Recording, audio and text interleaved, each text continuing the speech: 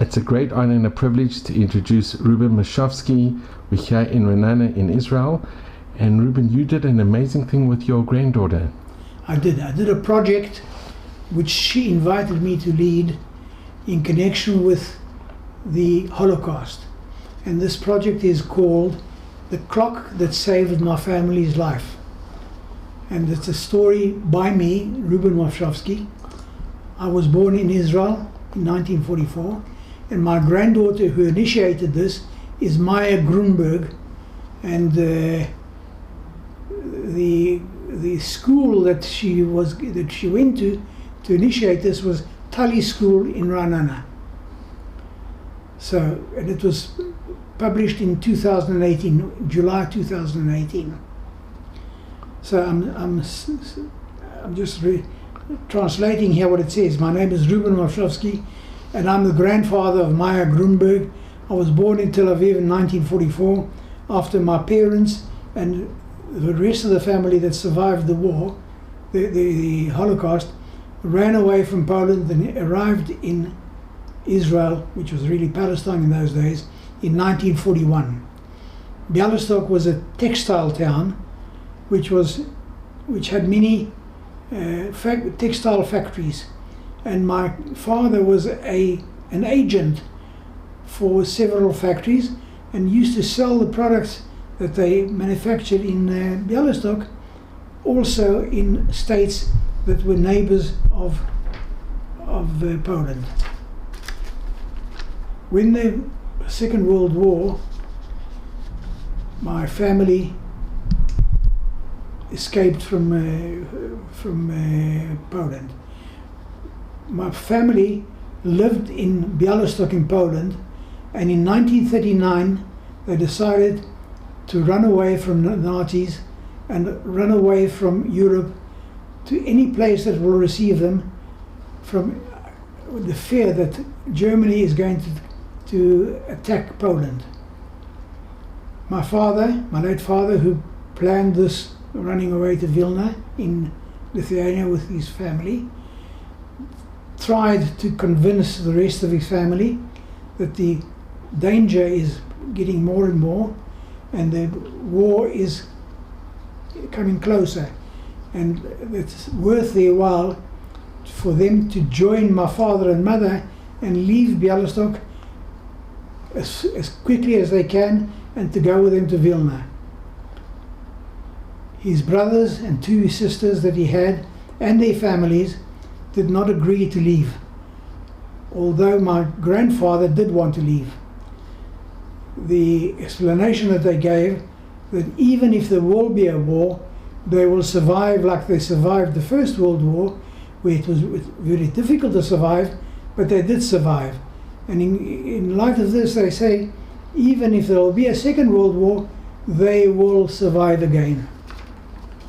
My late grandfather decided that he is not going to stay with the rest of his family, and he's going to leave Poland together with my father and go to Vilna. In 1939, when the Second World War started, my late father came back to Bialystok to try and convince them again to come with him to Vilna, but he was not successful. Together with that, my grandfather said to my father that he will go to his rabbi and ask for his advice. The rabbi, my grandfather was a Kotzke Chosid, and he went to the Kotzke Rebbe, and the Kotzke rabbinate does not exist any longer, and it's the Gur Hasidut now that's taken its place. And they went to the rabbi and they presented him with the question, and the rabbi asked my grandfather to leave Bialystok together with my father. He advised them to leave. When they left the rabbi, a friend of my father who knew that my father and the family have run away to Lita, asked to join my father to go back to Lita with him. My my father said if he wants to go together with him to Vilna, he has to leave right now without any produce with him, nothing. Just whatever he's got on him, his clothing on his back, he can go. And that's how he survived the war. There is a photograph here of my late father and my late mother at my wedding, with me speaking at my wedding, and a picture of the clock underneath the door.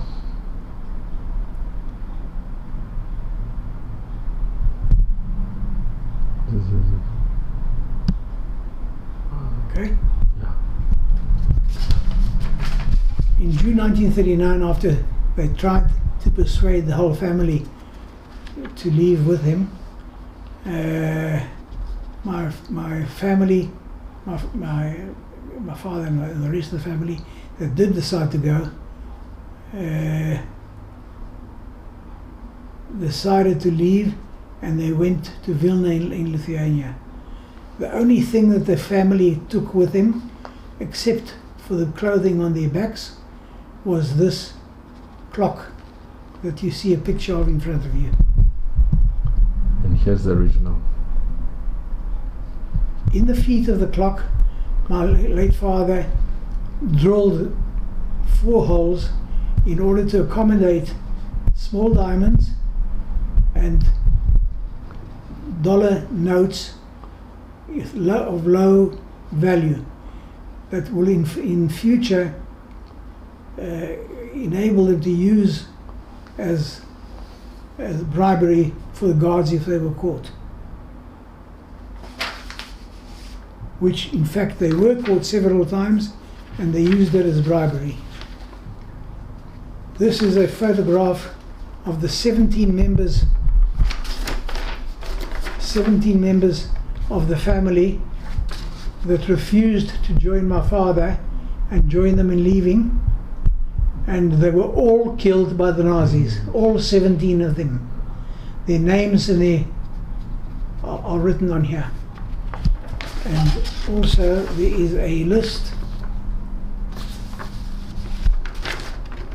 of the names and family names, and a note that my grandfather made at the bottom.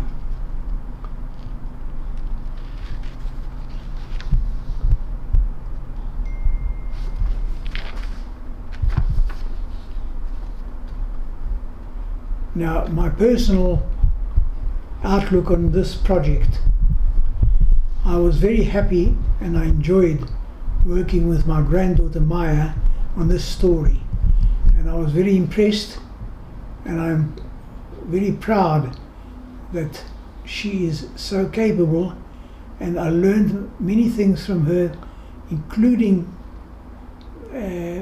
processes of working that I didn't know about. And I realize now that every time we are together, I love her more and more, and I hope that we will continue to be friends and loving together for many, many years to come. My granddaughter Maya said the following things: Dear grandfather, dear Saba, I am also very glad that I worked with you, and I learned many new things from you about yourself, about your family, that I didn't know beforehand. I very much enjoyed the combined visit in Beit HaTfutzot that we went to, and we learned together many things and many items about the history of Judaism.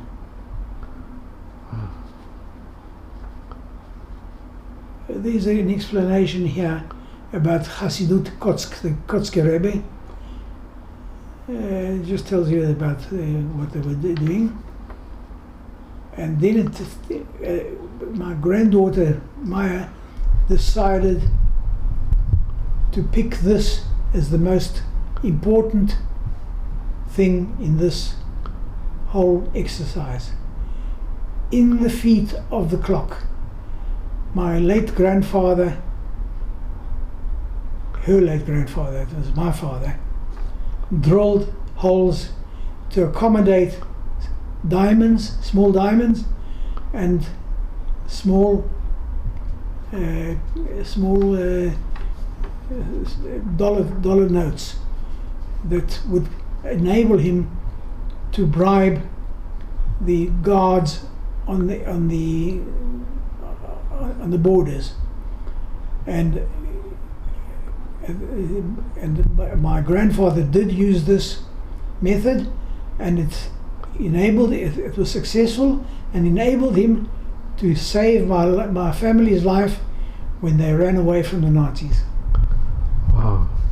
I mean, if you could just show the viewers the feet of the clock. We showed it already, I think. The clock was repaired by my father when he arrived in Palestine in 1939, and in 1941, when he arrived in 1941, because he didn't see any purpose of having a clock with 4 holes in it. He didn't understand the historical value that it will have in many years to come. But by doing that, it saved his life and all. It saved his life and his family's life. And his whole family's life. Wow. Well, Reuben, thank you so very, very much. By the way, this is the first time I've done it. So Reuben, this is a picture of your family. This is a picture of my direct family, of my immediate family, who are alive today because of this clock. Wow.